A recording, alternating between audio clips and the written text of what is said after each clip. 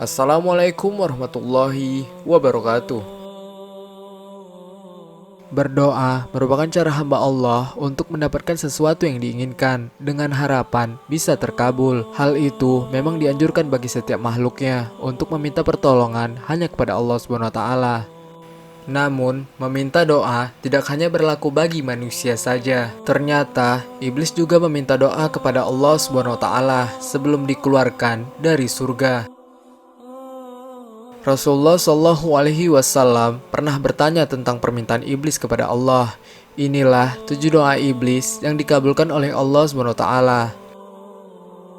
Yang pertama, iblis meminta agar menggunakan harta manusia yang tidak dizakati untuk menjadi makanannya. Selain itu, makanan yang tak dibacakan dengan nama Allah, makanan yang haram dan riba juga menjadi miliknya. Allah Subhanahu wa taala berfirman, "Berserikatlah dengan mereka pada harta dan anak-anak dan beri janjilah mereka, dan tidak ada yang dijanjikan oleh syaitan kepada mereka melainkan tipuan belaka." Al-Quran Surat Al-Isra ayat 64. Kedua, iblis meminta agar diberikan kemampuan untuk memasuki aliran darah manusia. Kemudian, iblis berkata, "Wahai Muhammad, aku tak mampu menyesatkan manusia sedikit pun. Aku hanya mampu membisikkan dan menggoda." Ketiga, iblis meminta agar diberikan saudara oleh Allah SWT. Oleh karena itu, orang yang mengeluarkan hartanya di jalan maksiat adalah saudaranya.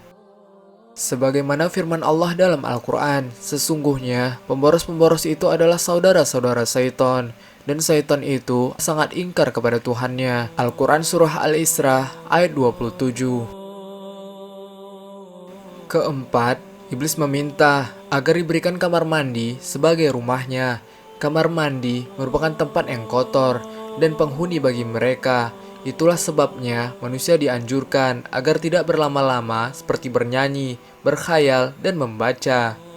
Iblis akan senantiasa melihat peluang untuk menggoda manusia. Untuk itu, sebelum memasuki tempat ini, sebaiknya membaca doa.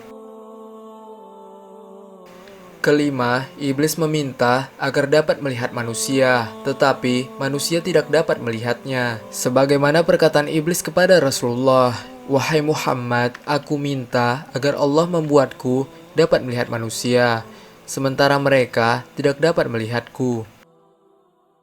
Keenam, iblis meminta untuk menjadikan syair sebagai Al-Qurannya. Itulah sebabnya sebagian ulama berpendapat bahwa syair dalam musik diharamkan apabila terkandung unsur menyesatkan manusia. Ketujuh, bagi pasangan suami istri yang sedang berhubungan tanpa berdoa terlebih dahulu, maka setan akan ikut bersamanya. Apabila mereka dikaruniai keturunan, maka anak itu akan mudah patuh dalam perintah iblis. Setelah iblis menyebutkan permintaannya, ia pun berkata kepada Rasulullah, "Wahai Rasulullah, takdir telah ditentukan dan pena takdir telah kering. Maha suci Allah yang menjadikanmu pemimpin para nabi dan rasul, pemimpin penduduk surga, dan yang telah menjadikan aku pemimpin makhluk-makhluk celaka dan pemimpin penduduk neraka. Aku si celaka yang terusir. Inilah akhir yang ingin aku sampaikan kepadamu." Wallahu alam bisawab. Wassalamualaikum warahmatullahi wabarakatuh.